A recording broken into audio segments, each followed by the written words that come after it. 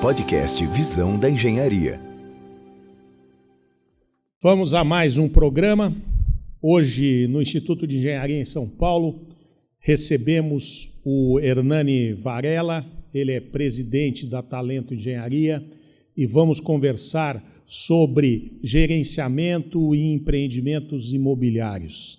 Esse é o tema. Para conversar com ele, estou aqui no Instituto na presença do Alfredo Savelli, que é presidente do Conselho Consultivo, o Rui Camargo, que é conselheiro e diretor da revista Engenharia, e a Miriana Marques, que é vice-presidente de administração. Até a gravação desse podcast, a gente precisa lembrar a Miriana que o Palmeiras não tem Mundial, né? Mas está no páreo. É isso, né? Não tem ainda. Exatamente. Ainda, né? Obrigado, mas vai Savelli. ter agora. Savelli está comigo, tá vendo? Tá, Não né? estou mais Mas sozinha. o nosso entrevistado eu acho que não é da área. Daqui a pouco A ele gente vai vai revelar descobrir. para nós. Mas é isso. Vamos falar sobre um assunto sério após a brincadeira, que é gerenciamento e engenharia de empreendimentos imobiliários. Está começando o podcast Visão da Engenharia, o conteúdo para construir o seu dia. Hernani, a Talento já tem 36 anos aí de mercado, né? Você é um engenheiro também da melhor escola de engenharia do mundo, né? A Poli, USP e tal. E eu acho que seria importante para o nosso web espectador você contar um pouquinho do que é a Talento e a tua experiência profissional para a gente dar uma introdução aqui no nosso programa. Muito obrigado pelo convite, pela oportunidade de estar aqui. O Instituto de Engenharia é uma casa que eu frequento também desde que eu me formei, extremamente respeitada, e fico muito contente de estar aqui com vocês. Eu me formei na Poli estagiei e trabalhei em grandes incorporadoras. Na verdade, uma era uma grande incorporadora, chamava na época Gomes de Almeida Fernandes, atual Gafisa, e a outra saí de lá por uma nova empresa de ex-engenheiros da Gomes de Almeida, que estava sendo formado, que chamava Company, que depois virou Brookfield e depois virou Tegra. E em 1989 a gente montou a Talento.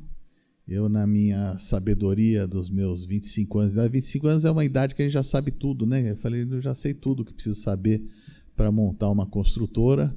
E aí a gente montou a Talento com o intuito de ser construtora naquele modelo que tinha naquela época. Era uma época de pouco financiamento imobiliário, era uma época que você juntava o Family Friends, comprava um terreno e fazia uma incorporação com dinheiro a preço de custo. O famoso preço de custo, né, que foi durante anos e anos, né? Um excelente modelo, inclusive, para momentos como hoje, de juros muito altos, né? Eu ainda acho que é um modelo muito bacana. Inclusive, permanece ainda, né? Preço de custo no interior, né? Em estados no Nordeste, eu tenho visto bastante ainda empreendimento a preço de custo. Né? Em São Paulo é que é menos, né? São Paulo tem muita oferta. Mas você tem aqui hoje o Family Friend termina entrando na incorporadora. Eles entram como incorporador, vendendo depois para terceiros, né? Então eles entram no core dos investidores. E a gente começou então para ser construtor. Eu sou um engenheiro, que eu brinco, eu sou um engenheiro pé no barro, sou um engenheiro de obra, trabalhei em obra, e depois de algum tempo a gente percebeu a necessidade de agregar um pouquinho de conhecimento, e a gente entendeu a necessidade de gerenciamento de obra, que exatamente são profissionais que têm um bom conhecimento de projeto ou de obra e aplicam isso no dia a dia. E a Talento virou, depois de alguns anos, virou uma gerenciadora. Hoje é uma das principais empresas de gerenciamento de obra de real estate do Brasil. A gente já atuou nesse período em mais de 1.400 empreendimentos. Já tem aí, acho que 8 milhões de metros quadrados onde a gente atuou. E é atuação no Brasil todo. Acho que falta ali, outro dia eu vi o mapinha, só não tem o Amapá ainda que a gente atuou. Inclusive, aqui vocês acabaram de entregar uma obra icônica aí, que é o MASP, né? O MASP foi entregue aí. Na verdade, ainda estamos atuando, a gente entregou o prédio novo e a gente ainda está fazendo agora, controlando a ligação entre o prédio novo e o prédio velho, que é uma ligação subterrânea. É uma obra bem complexa, que ainda está em andamento, né? Então a gente ainda está atuando lá no MASP. Então tem nesse período todo tipo de obra, desde museus como o MASP, empreendimentos icônicos de altíssimo luxo, como o Terra Vista, por exemplo, lá em Trancoso, na Bahia, que tem dentro dele, inclusive, um aeroporto privado.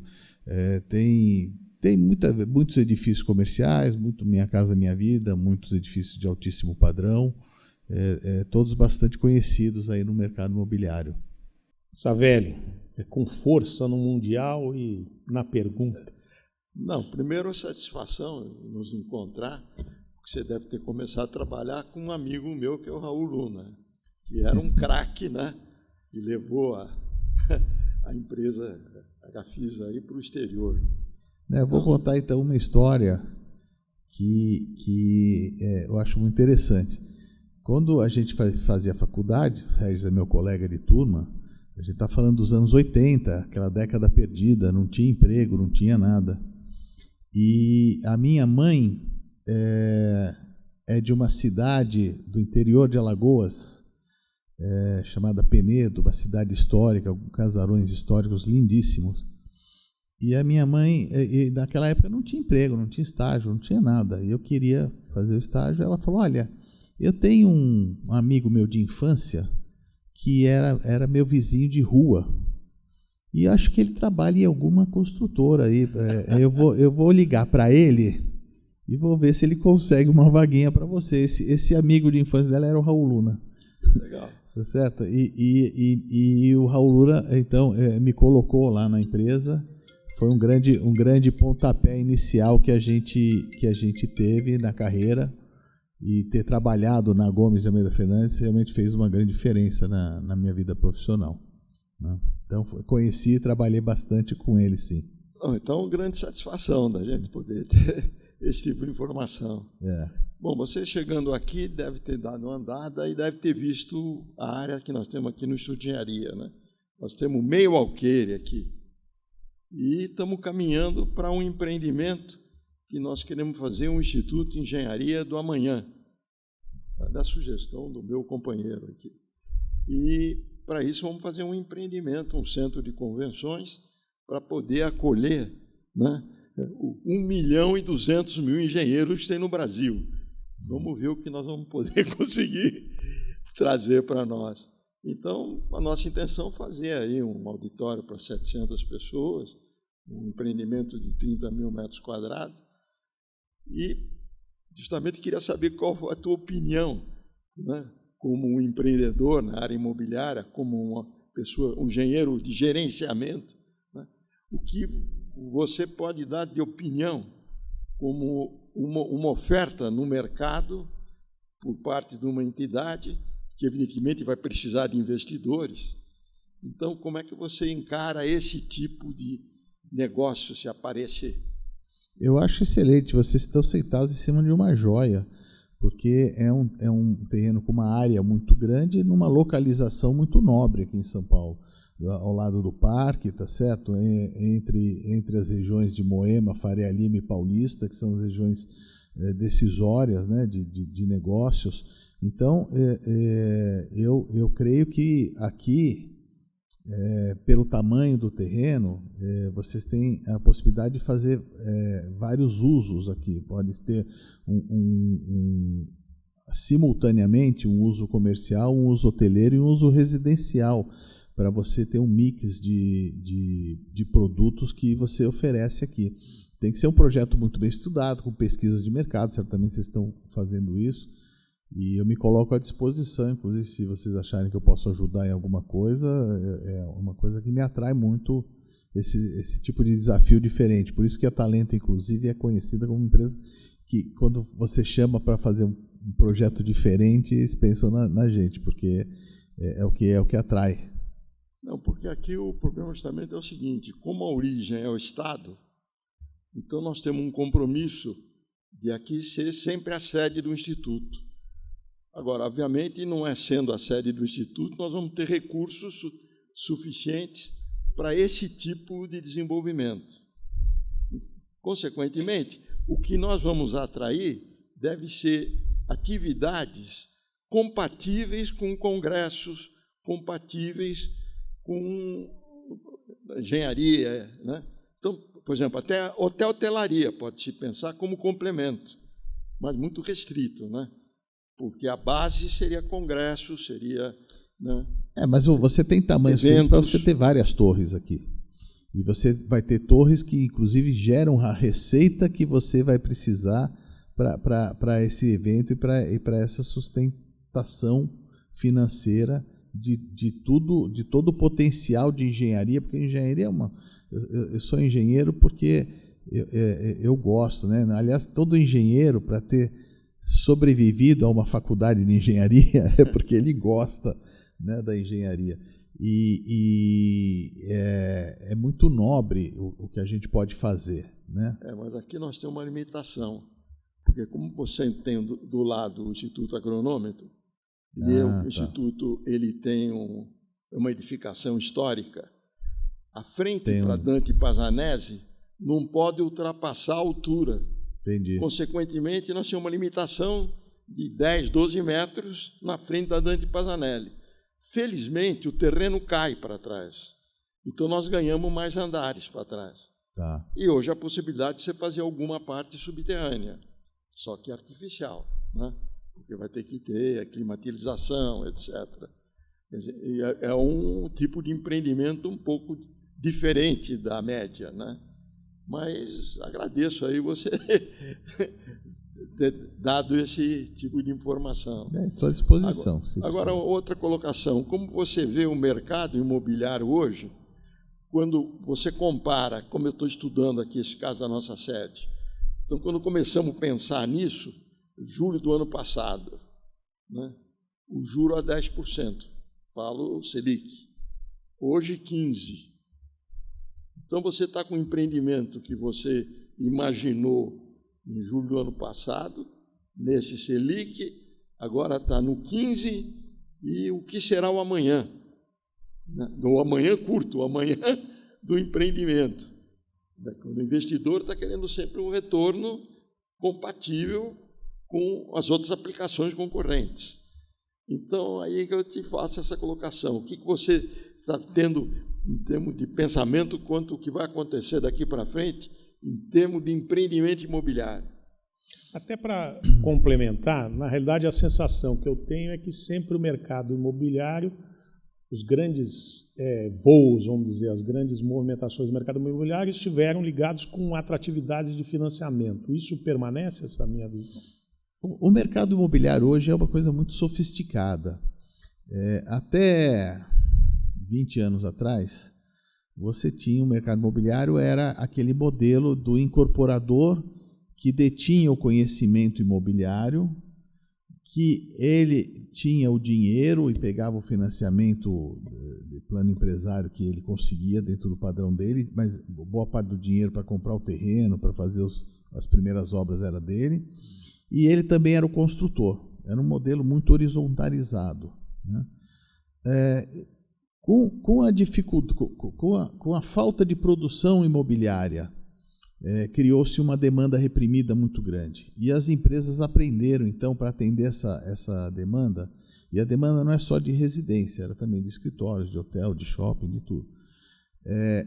As grandes incorporadoras aprenderam a ir no mercado mobiliário pegar dinheiro. Então, elas fizeram, 2006, 2007, os IPOs, e essa foi a grande revolução do mercado imobiliário. Elas pegaram dinheiro e cresceram, e foram o Brasil todo, foi uma fase de expansão. Nessa época, por exemplo, a Talento tinha escritórios no Rio de Janeiro, Belém, Salvador, Curitiba, para atender todo esse mercado que se expandiu. Anteriormente a isso, as empresas eram muito focadas no mercado regional, né? Você tinha empresa que atuava em São Paulo, que atuava no Rio, Belo Horizonte, enfim, cada uma tinha uma localização, né? E o mercado de incorporação é regional. Regional no sentido de, se você for olhar aqui na cidade de São Paulo, tem construtoras que só atuam naquele bairro, não é na cidade, só atuam naquele bairro, na região oeste, na zona leste, porque o conhecimento do comprador é regional. A gente tem casos aí de empresas, eu sempre conto o milagre, mas não conto o santo, lançou no Itaim um apartamento de 70 metros quadrados, foi um sucesso de venda. Foi lançar em Santana, esse caso é antigo, mas é verdade, foi lançar o mesmo prédio, um terreno igual, foi um fiasco, porque era um prédio que tinha uma sala grande, um apartamento que tinha uma sala grande e uma cozinha pequena. E naquela época, o morador da Zona Norte falava, olha, os amigos mesmo de verdade eu recebo na cozinha, né? Então essa cozinha está muito pequena para eu receber. Então, a gente teve um empreendedor que lançou na Moca, isso foi recente, e ele fez uma pesquisa, foi um sucesso de vendas, porque era um apartamento de 100 metros quadrados, que normalmente você oferece nos outros bairros com duas vagas de garagem, ele ofereceu com 3, e vaga maior, porque detectou que o público da região ainda gosta do carrão para se deslocar. Então, o mercado é regional. Essa expansão que teve foi uma associação das incorporadoras daqui que detinham o dinheiro com a incorporadora local que detinha o conhecimento imobiliário e também construíam. Hoje, isso faz 20 anos, hoje o mercado ele é muito sofisticado no sentido de que você tem 3 grandes players. Você tem o detentor do dinheiro, que são os fundos imobiliários, os grandes fundos, os family offices, que são investidores, que têm algum conhecimento de imobiliário, mas eles têm uma capacidade de dar inveja de arregimentar dinheiro, de agregar dinheiro. Você tem um incorporador que tem a inteligência imobiliária. Ele sabe qual terreno comprar, em que rua, que tamanho. Ele sabe naquele terreno que apartamento que tem que fazer, se é residencial, se é comercial, se é 2 dormitórios, se é 3 dormitórios, se é 3 dormitórios de 100 metros quadrados, se é 3 dormitórios de 250 metros quadrados. Como vender, como fazer uma campanha, como pegar o plano empresário, como repassar toda uma... Né, a parte talvez mais difícil, que é a venda, tem que ter uma equipe de venda, qual é o discurso da venda. Essa inteligência imobiliária está na incorporadora. E hoje você tem a inteligência de construção, a inteligência de engenharia. Hoje você tem muitas incorporadoras, eu diria talvez a maioria das incorporadoras que nasceram nos últimos 20 anos não tem construtora. Porque elas focaram na inteligência do negócio. E a construtora, por outro lado, tem a inteligência da construção. Ela tem a cadeia de fornecedores na mão, ela tem o controle dos consumos, dos insumos de material, de mão de obra, ela sabe aonde pegar o fornecedor, ela sabe negociar, ela sabe quando tem que comprar com antecedência porque vai ter um aumento, ela tem uma expertise e ela não está preocupada em incorporar. Ela está preocupada em construir. Então, como esse mercado é muito maduro, é muito sofisticado, hoje você tem que agregar. A grande função da gerenciadora de empresas como a Talento é justamente ser o agregador. Eu brinco, é ser o catalisador dessa reação, né? O catalisador entra e sai na reação química do mesmo jeito. Então, ele acelera a reação, ele faz a reação acontecer melhor e sem perdas. Esse é o modelo de mercado imobiliário que a gente enxerga hoje. Então, quando você vai desenvolver hoje um mercado, tem que pegar alguém que entenda o perfil do terreno, tá certo? E sabe o que fazer. Aí você fala, mas a Selic está 15%. Isso é um pouquinho a inteligência dos captadores, a inteligência dos fundos, porque eles sabem que o mercado imobiliário tem um ciclo longo. Então, o terreno que eu comprar hoje, até eu desenvolver o projeto, aprovar na prefeitura, começar a obra e terminar, se precisar, inclusive, passar por vendas, se a gente falar 4, 5 anos, é uma coisa normal. Então, o cálculo da taxa de retorno é feito baseado no que eles esperam, qual é a expectativa, não de hoje, mas a expectativa de amanhã. Hoje a gente está vendo, por exemplo, nesse momento complicado de uma economia com juros altos, a gente está vendo muita gente investindo em terrenos para preparar o negócio para quando a economia estiver boa, ele lança. Ou já construir, porque quando a economia estiver boa, daqui a 4, 5 anos, é uma aposta. Ele já está com o produto na prateleira. E aí ele é o primeiro a ser comprado. Então, isso é um pouquinho aquela aposta de quem não é o meu mercado, não conheço muito, mas quem trabalha com o mercado de ações, ele sempre compra ou vende ação em função da expectativa do que vai acontecer, né? Eu já vi casos de que a empresa divulga o balanço com um lucro recorde e a ação cai, porque o mercado esperava que o lucro fosse maior ainda, né? Então, é um pouquinho, o mercado tem um pouquinho essas apostas do que vai fazer. Hoje, o mercado capta dinheiro e tem uma expectativa de que a economia vai melhorar aí nos próximos anos, né? Dentro do ciclo imobiliário. Miriana. Ele já contou o time que ele torce? Ainda não, sei, né? Se ele vai revelar, Tcharam. né? Não sei se ele vai revelar. Eu acho que ele está meio em baixa, não vai querer falar muito sobre isso. Não, eu sou corintiano, então hoje a gente não fala Mas você nada. tem mundial, né? Hã? Você tem mundial, teu time tem mundial. Eu tenho mundial, mas o time dela não tem, né? Mas nós vamos buscar nessa velha esse mundial. Nossa, você vai ver. Não, temos um discutível, mas agora nós vamos ter um, ó. Eu moro no Campo Belo, né? E daí Campo Belo, indo daqui para lá, né? Moema, Campo Belo. E uma coisa que eu tô vendo no meu bairro não tem mais terreno para construir. O Campo Belo hoje tinha lá aqueles casal maravilhoso, subiu o prédio, mas é um atrás do outro, lindos, maravilhosos. Daí são duas perguntas em relação. Isso não é só no Campo Belo. Pro lado ali da Vila Prudente, que eu digo, da Anália Franco, ali também, peneirou. E eu gostei da sua fala. Estilos totalmente diferentes de cozinha. Gostei, nunca tinha percebido isso. Mas minha pergunta vem no seguinte.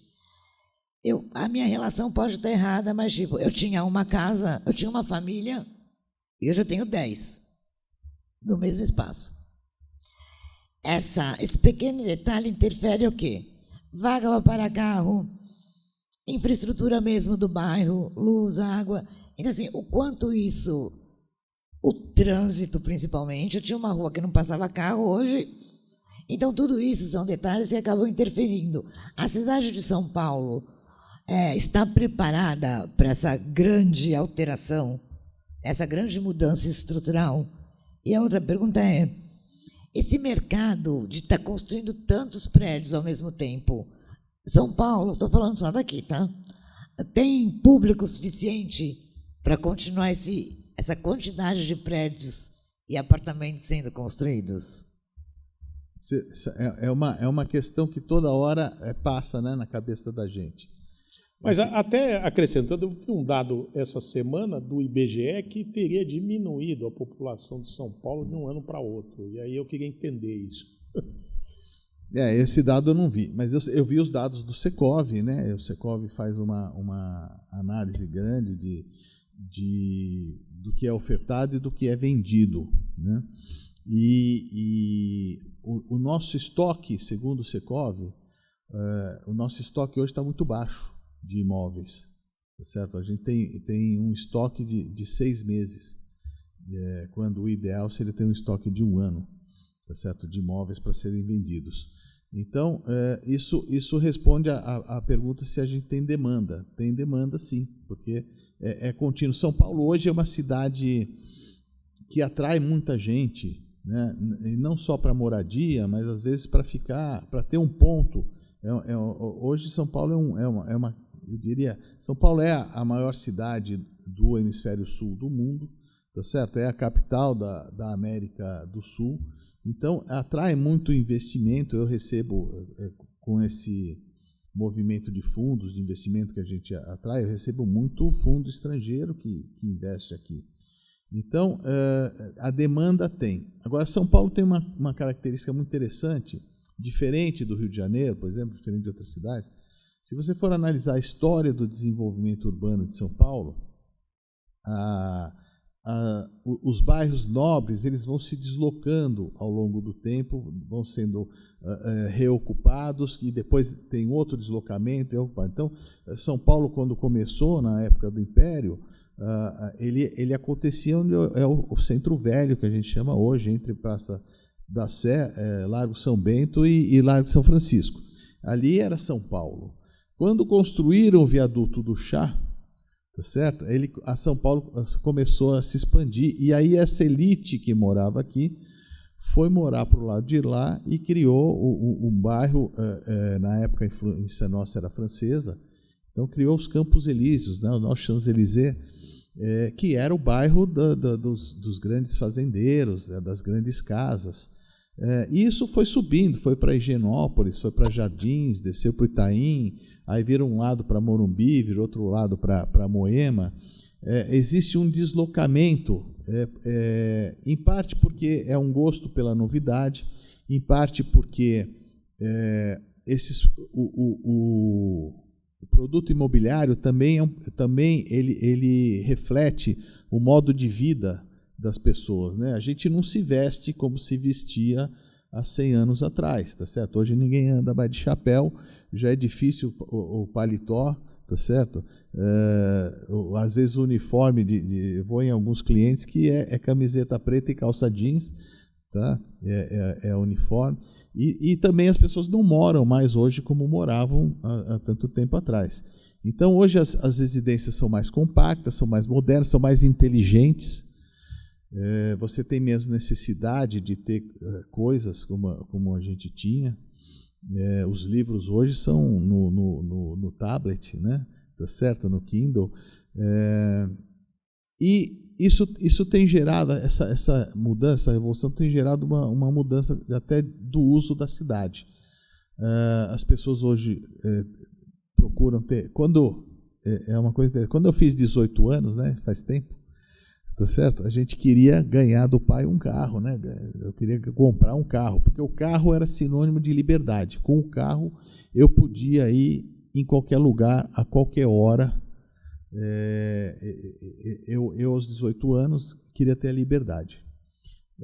Hoje meus filhos têm carro e não usam, tá certo? Por quê? Porque é o contrário, ter carro não é liberdade, ter carro você não pode beber, eles estão certos, né? Porque se beber não pode dirigir, tem a blitz, quando chega no lugar não tem onde estacionar, vai ter que parar num valet que custa caro, ou vai ter que parar na rua que é perigoso. Então hoje você tem um sistema de aplicativos de carro que são super fáceis de usar, de carro, de táxi, né? Que dão mais liberdade. Então, você hoje não demanda mais ter tanta garagem nos edifícios, você tem que ter, o contrário, você tem que ter o lugar para o Uber chegar, né? Você tem que ter, a gente fez prédio que tinha um heliponto para drone, porque daqui a pouco os deliveries vão entregar as coisas com drone. Então, já está previsto no edifício um aeroporto para drone para entregar as encomendas. Então, essas mudanças todas vão acontecendo e os bairros vão mudando. A gente, num primeiro momento, parece que não tem mais terreno, mas tem, porque tem casas, tem lojas que viram isso, né? Isso que você está falando, eu falei o que não tem mais terreno, mas eu já vi edifício ser demolido, edifício antigo, ser demolido para construir um moderno. Então, isso acontece. Não tem problema que não tem terreno. A gente mesmo tinha um prédio de 6 andares em Moema, compraram o prédio de 6 andares para fazer um prédio. Então, o não ter terreno foi mais para te provocar. Mas é isso, faz milagre, né? O que eu acho aqui nessa velha. O que tem um passo que eu acho que está faltando um pouquinho para acontecer em vez da cidade dar essa espalhada, começa agora a voltar, né? Então você tem áreas como eu sou fã do centro da cidade, eu sou fã. faço junto, às vezes, os amigos e vou fazer tour pelo centro, mostrando, olha, esse prédio era importante por causa disso, esse prédio aqui é um Ramos de Azevedo, né? Já vi que tem o busto dele aqui no Instituto. Ramos de Azevedo, que fundou o Instituto de Engenharia. Por culpa dele que a gente está aqui hoje. Tem obras lindas. Eu faço um tour, vou mostrando. Aqui era a livraria de Monteiro Lobato, venha tomar café todo fim do dia. Tem umas coisas históricas que a gente até precisava resgatar, mas a gente precisa reocupar o centro. E reocupar o centro é retrofitando prédios antigos que foram concebidos em outra época e hoje tem uma finalidade muito ruim. Então, tem prédios lindos ali na Avenida São Luís, Praça da República, Vieira de Carvalho, são maravilhosos, né?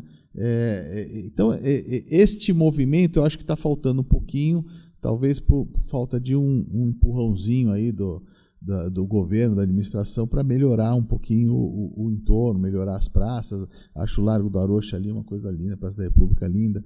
Precisa ganhar algum incentivo, mas esse todas as grandes cidades do mundo, o centro de São Paulo, o centro da cidade é o lugar mais valorizado, né? Eu acho que está começando pelo início, pela dificuldade de novos terrenos, está começando a ter esse movimento de volta. Rui.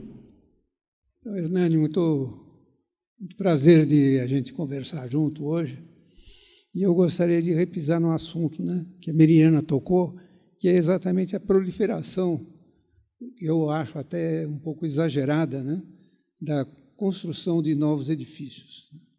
E você falou que existe uma mudação, uma migração do uso dos bairros que estão migrando de lugares e tal. Eu não vejo muito isso, né? Principalmente lá no bairro que ela citou, no bairro onde eu moro, que é o Jardim Paulista, é uma proliferação enorme de prédios lá. E prédios bons, com unidades assim grandes, mais de, sei lá, 300 metros, 400 metros, né? Vários boxes de garagem, etc. E também eu sinto muito, eu vejo muita proliferação de unidades mínimas, né? Eu já vi até de 18 metros quadrados, sem garagens, né? E pouca acomodação, né? Que geralmente dá para uma pessoa, uma unidade individual, né? E são muitos apartamentos. Então eu fico um pouco cético com relação à comercialização, dentro de alguns anos, dessas unidades. E sinto até que a gente corre o risco de ter uma bolha, como aconteceu nos Estados Unidos há uns 10 anos atrás, né, que faltou comprador.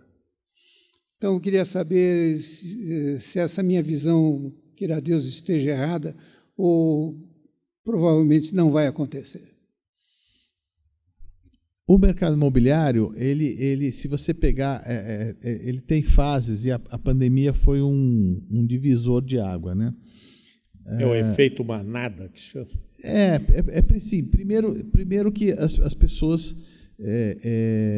para conseguir comprar um apartamento novo, ou ter um apartamento novo, os lançamentos eram em bairros mais distantes.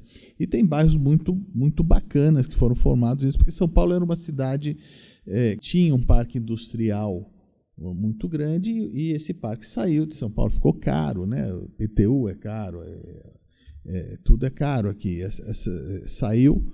Então você tem bairros ali como Santo Amaro, que teve uma ocupação imobiliária importante, bairros como o Jaguaré, como a Vila Leopoldina. A Vila Leopoldina é um bairro belíssimo hoje, bacana, com prédios modernos, né? Com a ciclovia ligando vai até a Faria Lima. Então você tem a Chácara Santo Antônio, Granja Julieta, são bairros formados pela desocupação das áreas industriais.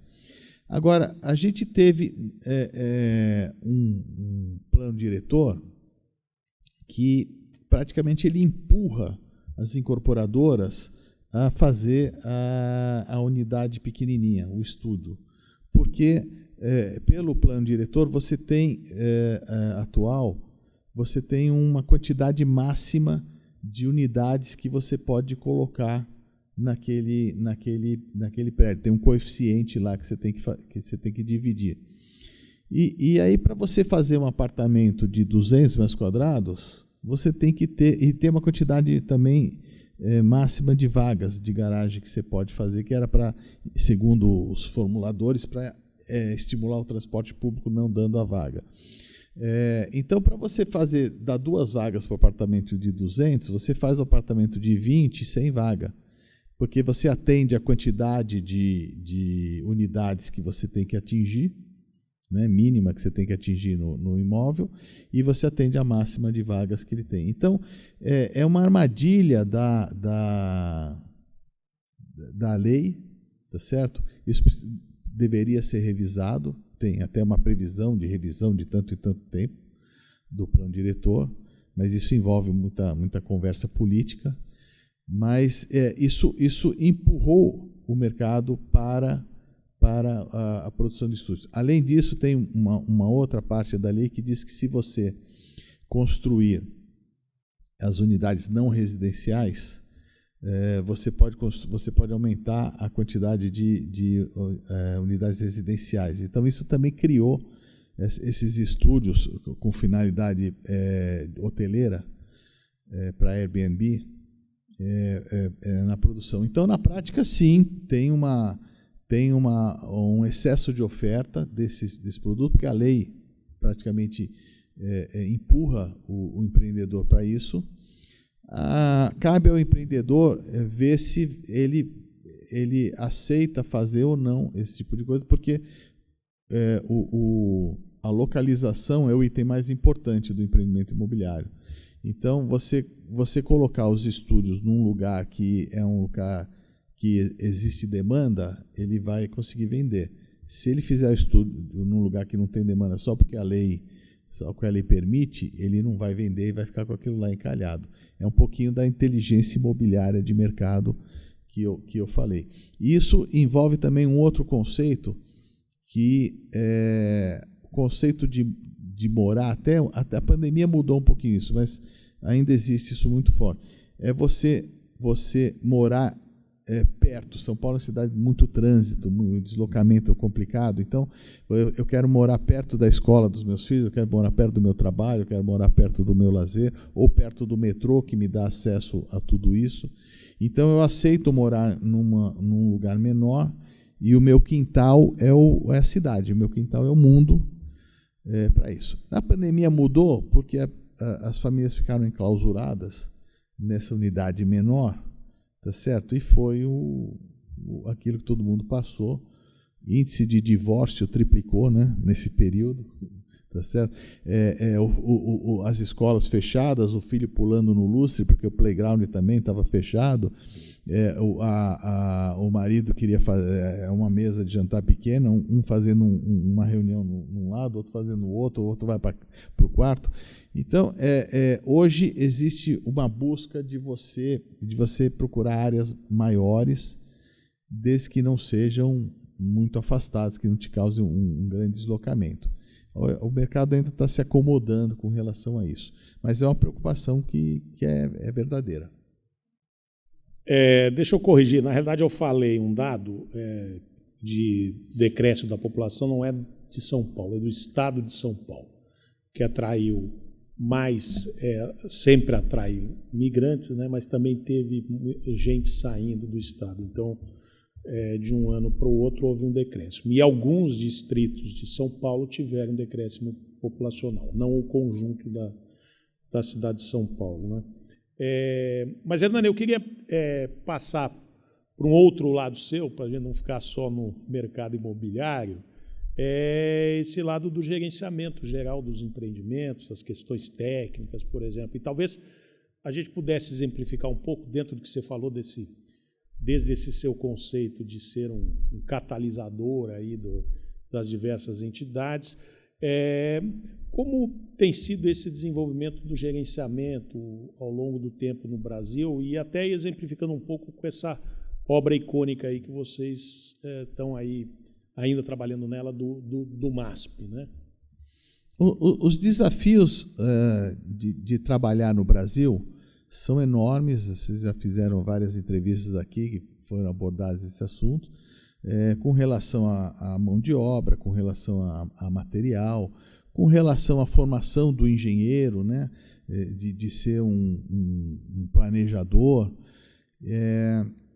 A função do gerenciador primeiro, ver se o que foi planejado é execuível. É a primeira coisa, porque o papel aceita tudo. Então, tem business plans lindos, maravilhosos, estudos de viabilidade, que quando a gente vai olhar, eu falo, olha, não dá para fazer a obra nesse prazo, ou esse prazo está muito longo, dá para fazer em menos, ou esse preço está muito baixo, esse preço está muito alto. Então, a primeira coisa que a gente atua é em verificar se os dados de engenharia, de construção daquele empreendimento, eles estão corretos na viabilidade. E depois é fazer aquilo lá virar verdade. Tá? Claro que muitas vezes, se você coloca números de prazo, de custo, com muita folga, as contas não fecham. Como a gente falou no começo aqui da conversa, existe o investidor. O investidor, ele põe dinheiro porque ele espera uma taxa de retorno. Tá certo? Se não tiver a taxa de retorno, o investidor, ele é frio, ele não faz o negócio pelo prazer de fazer o negócio. Então, a função da gerenciadora é muito tirar os players da zona de conforto. Então, olha, dá para fazer melhor. Porque se você fizer melhor, você vai entregar um resultado melhor para o teu investidor. Às vezes, isso é a diferença entre o investidor pôr o dinheiro ou não pôr o dinheiro. Tá? Eu uso muito nesses 1.400 empreendimentos que a gente atuou. Eu não diria que todos estão no nosso banco de dados, porque há 36 anos atrás ainda a gente estava começando com computador. Mas eu tenho uma boa parte deles, então eu tenho lá os consumos, as velocidades, as perdas, os preços que estão sendo praticados. Eu consigo pegar uma construtora e melhorar o planejamento deles, melhorar o orçamento deles. Eu consigo pegar um projetista e melhorar o desempenho. A gente tem indicadores de eficiência de projeto. Eu consigo falar para o projetista, olha, vou pegar um exemplo que eu uso muito, que é para entender, olha, se eu pegar todo o volume de concreto e dividir pela área, eu tenho uma coisa que a gente chama de espessura média. A tua espessura média é está com 25 centímetros. E na média dos empreendimentos similares que eu tenho aqui é 23. Esses 10% a mais de um item, se você pegar fundação e estrutura, chega a quase 20% do custo da obra. Você está me fazendo um projeto que vai fazer a minha obra custar 2% mais caro. E isso, às vezes, é a diferença da TIR entre o investidor entrar ou não entrar. Está 18 ou está 20. Então, o nosso trabalho é fazer isso com os projetistas, com os empreiteiros, com a construtora, com a equipe, para garantir que todo mundo está entregando o melhor possível. A gente tem realidades muito diferentes no Brasil, né? de engenharia, de sistemas construtivos, de tipo de insumos que são entregues nas obras. Então, o nosso trabalho sempre é melhorar cada lugar onde a gente está indo, mas é uma melhora técnica, uma melhora com dados. Olha, dá para fazer. O outro fez, por que você não consegue? E a gente mostra como fazer. E tem as obras que são atípicas, como esse prédio do MASP. Esse prédio do MASP era um edifício residencial dos anos 50, que nos anos 70 foi usado como banco, nos 70, 80. Depois o próprio MASP começou um projeto. Então, vamos lembrar que projeto dos anos 50, você tinha um tipo de concreto aqui no Brasil, um tipo de aço aqui no Brasil. As alvenarias recebiam parte da carga da estrutura. E essa estrutura foi rasgada para fazer uma estrutura nova de um prédio que ia ter 50, 60 andares. Falava que ia dar para ver o mar dali de cima. E depois esse projeto foi abandonado pelo próprio MAS por falta de funding. Então a gente tinha um prédio ali muito complicado estruturalmente, que tinha que ser feito numa região muito difícil de fazer obra, tá certo? A Paulista tem dificuldade de chegada de material, de saída de entulho, de quebra, um público que passa toda hora, domingo ela é fechada. Eu já fiz obra na Paulista, eu já fiz algumas obras na Paulista, mas numa época que a gente aproveitava o domingo, que não tinha ninguém, e entrava com material. Agora não pode mais. Então foi uma obra muito difícil, que aí a dificuldade não é você otimizar só o trabalho que está sendo feito. A dificuldade é você criar uma nova realidade. Pegar, por exemplo, uma obra também que foi muito icônica, que é o Hotel Palácio Tangará. Tá certo? É uma obra que foi abandonada no meio de quase que uma selva, porque ali é um parque lindo, né? Tinha ali ninho de bichos, de coisas que tinha que ser feito. Então, também são os desafios de fazerem obras diferentes. É bacana. Quando a gente aprendeu, por exemplo, nós fomos fazer obra em Belém. E eu mandei uma equipe primeiro para entender Belém. E eles olharam, analisaram os preços e voltaram empolgados e falaram: olha, acho que a obra ali vai ser mais barata, porque a mão de obra em Belém custa metade. Isso estou falando há 20 anos atrás. Custa metade do que custa em São Paulo. Então vai gerar uma economia. Bom, depois a gente aprendeu que não é. Ela custa metade, mas ela produz 1/3. Né? E por que ela produz 1/3? Porque tem um regime de chuvas. Lá, chuva amazônica, em Belém, em Manaus, você só tem 2 estações no ano, né? Aqui chove todo dia e aqui chove o dia todo, tá certo?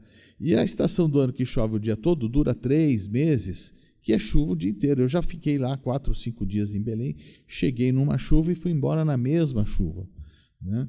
Isso gera, você tem que correr com a obra. Nesse período você não consegue fazer movimento de terra, fazer terraplenagem, não consegue fazer fundação, não consegue fazer fachada.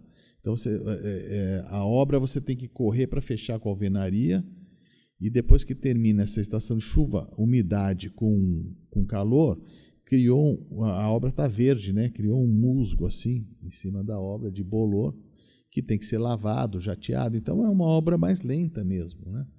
Então, esses aprendizes, vamos fazer obra em Caxias do Sul, tá certo? Caxias do Sul, Serra Gaúcha, mês de julho, 0 grau é comum, tá? Então, o que acontece? A cura do concreto não é igual à cura do concreto de São Paulo.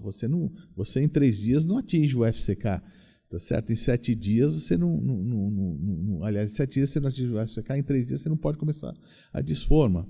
Você tem que usar um segundo jogo de forma, um tipo de aditivo que não ataque a armadura. Então, o Brasil é muito rico também em técnicas construtivas, e que a gerenciadora tem que entender qual é o impacto disso no custo e no prazo, para colocar nas viabilidades e deixar os investidores cientes do que eles estão fazendo, né? do que o dinheiro pode fazer. Eu vou contar até um exemplo que a gente ajuda na definição do produto com dados de engenharia, né? A gente estava discutindo aqui em São Paulo, uma incorporadora fez parceria com uma empresa em Manaus e ia fazer um empreendimento lá. Fez no final.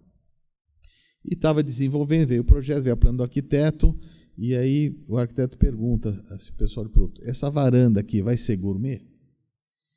E a pessoa de produto já, óbvio que vai ser gourmet, né? Porque isso é universal, né? Aí eu levanto a mão assim na reunião, falo: mas é certeza isso? Porque você conhece Manaus?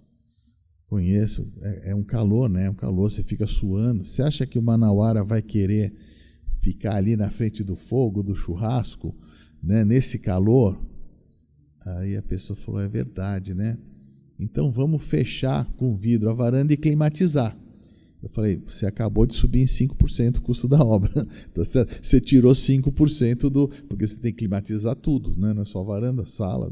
E você aumentou a carga elétrica, aumentou toda a fiação do prédio. Você aumentou em 5% o custo da obra, e isso vai no preço de venda. Cabe no preço de venda? Não cabe. Então vamos rever o custo. Então, eu chamo isso de inteligência e engenharia, ajuda na definição do produto, ajuda a evitar erro e ajuda justamente esses players a darem o melhor resultado que eles podem dar. Mirena, pergunta rápida que nós temos Eu vou fazer uma 10 pergunta minutos rápida, de mas ela programa. pode ser a resposta. Você já falou um pouco de mão de obra, que você deu exemplo. Chove todo dia e também tem lugar que é sol toda hora. Então, sendo assim, falando em gerenciamento, as maiores... Então, toda obra tem perda. A gente pode dizer que uma das maiores perdas é a mão de obra. É a dificuldade de ter uma mão de obra que corresponda à velocidade necessária para a obra. Isso já foi verdade, hoje não. Então, por exemplo, nós temos um produto lá na Talento que é o controle da produtividade da mão de obra. Tá? Então, a gente controla por operário, por CPF, quanto que ele tinha que produzir, quanto que ele está produzindo. Né? Eu vejo o pessoal muito falar de produtividade da mão de obra, que a produtividade brasileira é baixa. Mas ela é baixa ou porque o operário não teve o treinamento que ele precisava ter. Então, não é que ele produz pouco, ele não foi bem treinado. Eu tive a oportunidade, nós gerenciamos obra de investidores brasileiros em Manhattan. Né? E eu tive a oportunidade, eu tinha que fazer o sacrifício de ir todo mês para lá. E acompanhei a obra. Então, aqui você quer colocar alguma coisa aqui em cima, pintar a parede, você pega um andaime, tem que montar o andaime. Lá é uma plataforma giratória que o cara controla, ela sobe e desce. Tá certo? Aqui você vai fazer alguma coisa com martelo e prego, lá é pistola de ar comprimido. Então, não tem esse negócio de você carregar o carrinho, a jirica, tá certo? Você tem tudo motorizado. Então, é óbvio que essa mão de obra vai produzir mais do que a mão de obra nacional, tá certo? No fundo, é a mesma mão de obra. Essa mão de obra que a gente viu lá em Nova York é tudo pessoal da América Central, tá certo? Um povo muito parecido com o nosso, só que eles tinham treinamento e eles tinham equipamento, né? Quando a gente começou a fazer esse controle de produtividade da mão de obra, a gente viu que muito dos problemas de produção não era por causa da mão de obra, mas era porque o material não estava lá na hora que ele ia produzir.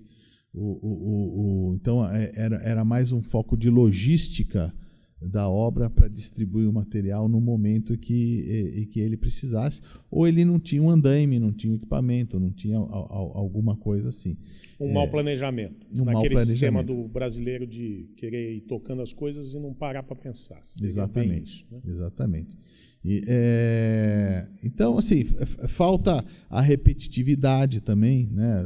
O mercado de construção, Minha Casa Minha Vida já entrou nesse modelo de fazer projetos repetitivos, está excelente. Mas o resto não pode, você vai adaptar a obra ao seu tempo. Então, mas quando a equipe fez o primeiro andar, o segundo andar, o terceiro andar, aí troca, né, a equipe, e aí entra um outro que vai aprender de novo. Então, quando a gente começa a controlar o operário, o que a gente percebeu? Que, primeiro, o próprio operário, a gente tem um mantra que diz assim: tudo que é medido melhora. Todo mundo, quando é medido, né, ele melhora o seu desempenho. O operário, quando ele percebeu que ele estava sendo controlado, ele melhorava a produtividade. E os que não melhoravam, o resto da equipe já pedia até para tirar o cara, porque ele contaminava isso daí. Então, na prática, quando a gente implantou esse controle de produtividade, os empreiteiros ou as construtoras começaram a fazer os mesmos serviços com menos operários, com menos gente. Tá? Então, eu eu acho assim, eu vejo, fiz obra em Salvador, por exemplo. Tá certo? Fazer obra em Salvador no verão não é para fraco, tá certo? E o pessoal lá trabalhando duro, trabalhando firme, mão de obra de qualidade, tá?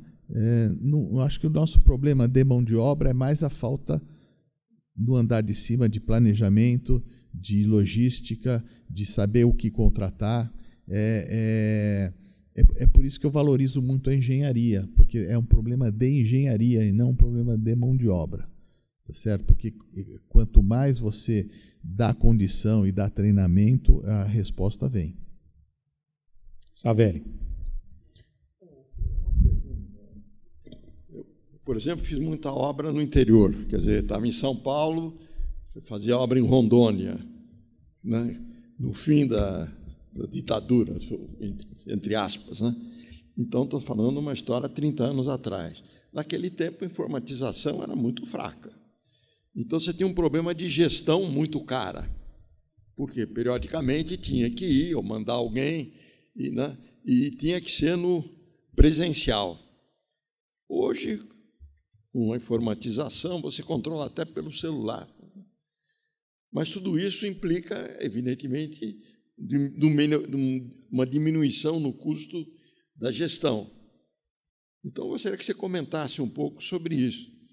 Não, na verdade, ele melhora a produção da gestão, né? Então, por exemplo, a gente tem um segmento que a gente gerencia, que são os loteamentos. Tá certo? Loteamentos são grandes áreas. Antigamente, você precisava de uma equipe com carros para ficar rodando. Hoje, a nossa equipe é menor e a gente usa drone para verificar os avanços e depois vai no local onde a gente tem dúvida da parte técnica, né? Então, isso, por um lado, melhorou a produtividade da equipe da gerenciadora, por outro lado, eu preciso de uma equipe que sabe mexer, que tem que ser mais qualificada, tá certo? E precisa de investimento também. Exatamente. Então, tem um investimento no equipamento e tem o investimento na habilidade da pessoa em mexer com aquilo lá. Então, mas, no fundo, esse é o caminho, porque também a gente, com o grande crescimento do mercado de construção imobiliária, você também não tem engenheiros bons, né? Engenheiros bons com uma disponibilidade farta.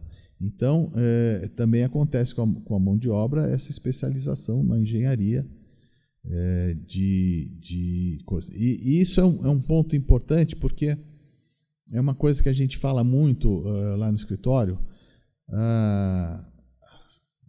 70, 80 anos atrás, o nível a quantidade de conhecimento que um engenheiro aprendia era essa aqui na escola. Há 30 anos é isso aqui. Hoje é isso aqui. Só que o curso dura os mesmos 5 anos, né? Então, esse engenheiro aqui tinha essa profundidade de conhecimento. Esse engenheiro daqui tem essa profundidade de conhecimento. Então, cada vez mais a gestão é importante, porque você vai agregar os especialistas. Porque hoje o engenheiro não... Quando eu comecei em obra, eu olhava assim, o engenheiro é que dava... O concreto era virado na obra, não vinha de usina. E o engenheiro que o mestre falava o teor de umidade da areia e da brita, e ele dava o traço na hora. E eu via acontecer, o mestre chegava assim para ele e falava: olha, doutor, acabou o ferro de meia, né? Eram 8 ferros de meia, ele fez a conta aqui, então você usa 5 de 3/4, tá? E fazia a conta na hora, mudava o projeto na hora. Mas ele tinha um conhecimento de engenharia para fazer isso. Hoje, imagina que a gente pode, até por questão de responsabilidade, mas não pode mudar um projeto, porque a gestão não permite, né? Os erros hoje são menores, mas é porque você agrega mais especialistas no processo. Então, tem o custo dessa gestão. Rui, perguntinha rápida, resposta rápida. Ótimo. Então, falando de escolas de engenharia, vamos falar um pouco do engenheiro de gerenciamento. Que a escola não dá uma pincelada muito profunda em gerenciamento. No meu caso, por exemplo, eu não tive nada de gerenciamento na escola. E vocês, na Talento, como é que vocês recebem esses engenheiros para trabalhar em gerenciamento, sem estudo acadêmico sobre isso? Até hoje não é uma matéria relevante, gerenciamento. Existe, também na minha época não existia, mas não é uma matéria relevante. Eu, quando resolvi ser gerenciador, eu fui fazer um curso de especialização em gerenciamento, fiz na GV, e virei especialista nisso. Existe um órgão internacional, que é o PMI, o Project Management Institute, que ele meio que normatiza isso no mundo. Eu fiz o curso baseado no PMI e a gente adaptou na Talento o PMI para obras de mercado imobiliário. Então, a gente dá curso interno de gerenciamento baseado no PMI. É um curso de 6 meses que os nossos engenheiros e arquitetos participam nisso, para ele ter essa noção. Eu não tinha tido essa noção. Aliás, foi bem interessante, quando eu fui fazer o curso de gerenciamento, eu já era um engenheiro de 20 anos formado. Fui fazer o curso meio, até um pouquinho contra gosto. Falei, eu já sei tudo, né? Eu tenho 20 anos.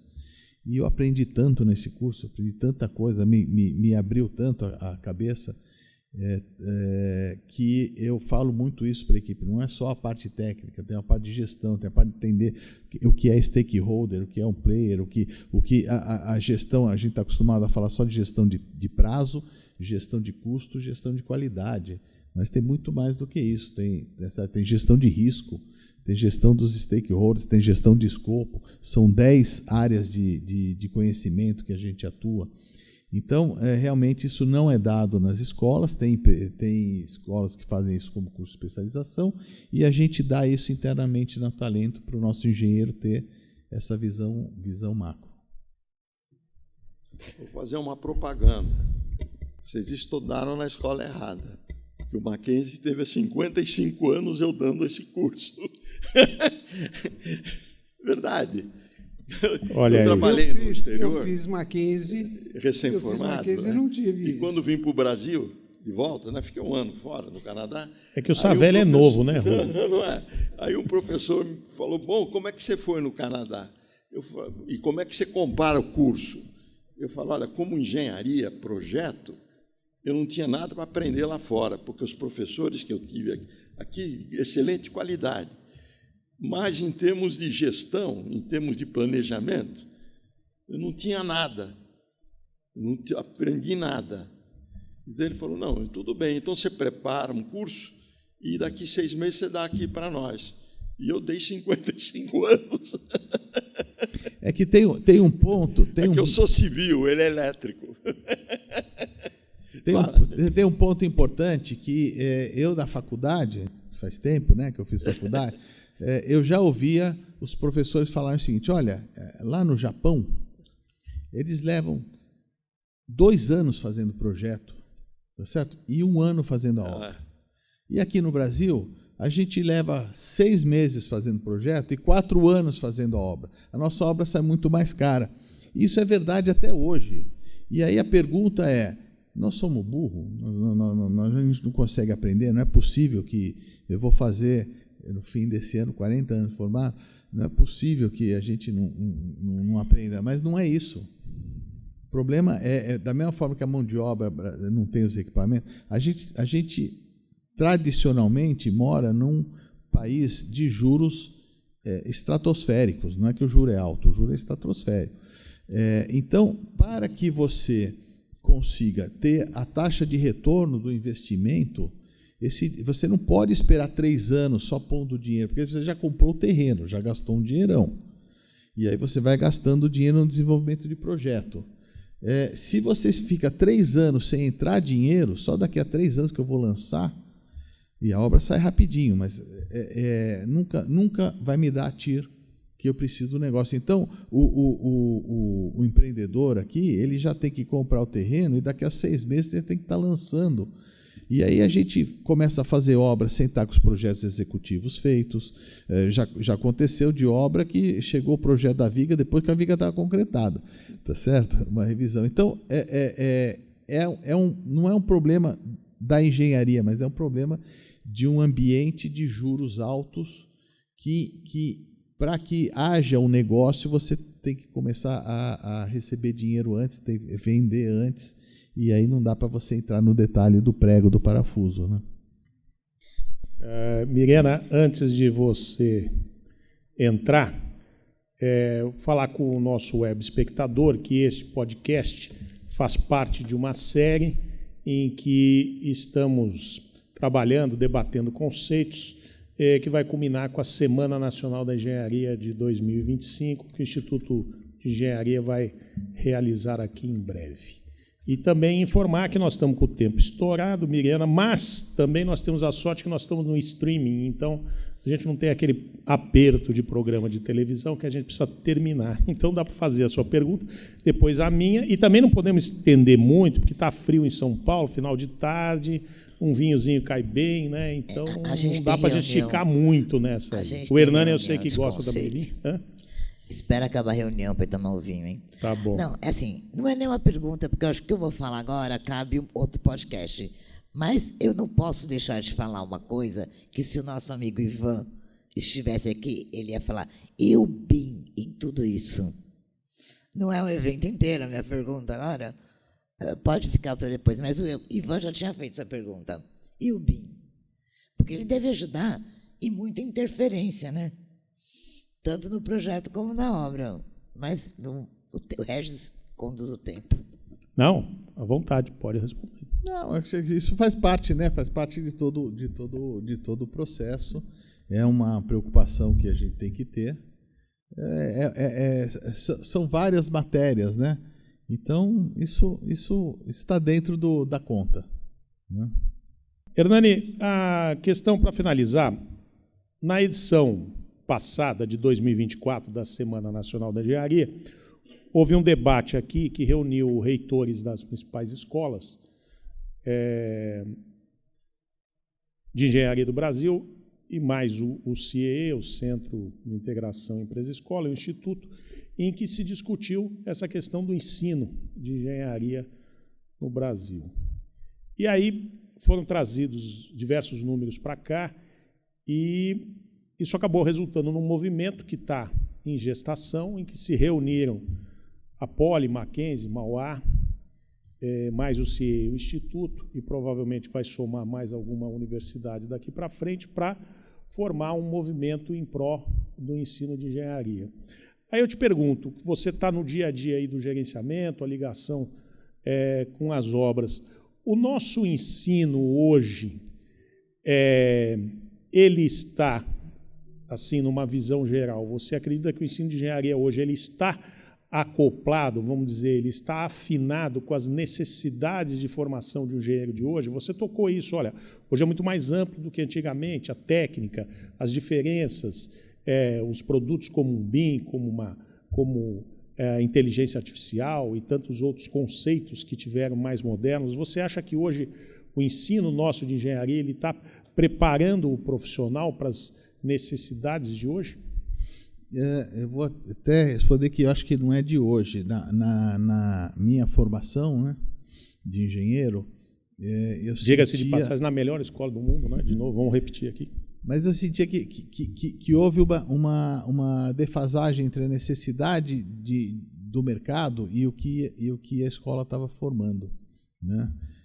A gente pegou uma geração também, Regis, que a Poli ela tinha uma formação, ela procurava formar engenheiro para as grandes obras que o Brasil do governo militar fazia, né? Então nós tivemos Transamazônica, nós tivemos várias usinas hidrelétricas, Ponte Rio-Niterói, eram grandes ferrovias, e esse era o mercado. Quando a Poli ela tinha um foco nisso daqui, e por exemplo a área que eu atuo hoje, que é construção predial, era pouco focada nisso. Mas era o que o mercado dos anos 80 precisava, né? Então, o que eu sinto hoje é um pouquinho, e são em todas as escolas, é um pouquinho mais dessa visão de que o engenheiro tem que ser hoje mais um gestor de conhecimentos, e se ele quiser depois se especializar em alguma área, ele vai fazer o curso de especialização. Eu sinto que a necessidade do mercado não é nem procurada.